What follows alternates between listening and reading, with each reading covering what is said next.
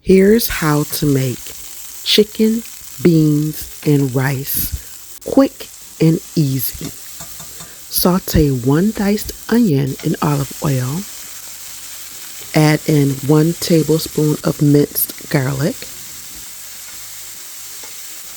Add 2 cups of diced rotisserie chicken, 1 can of cannellini beans, 3 cups of chicken broth.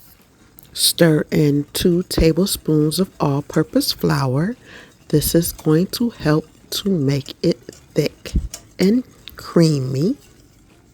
Add in 1 tablespoon of seasoning salt.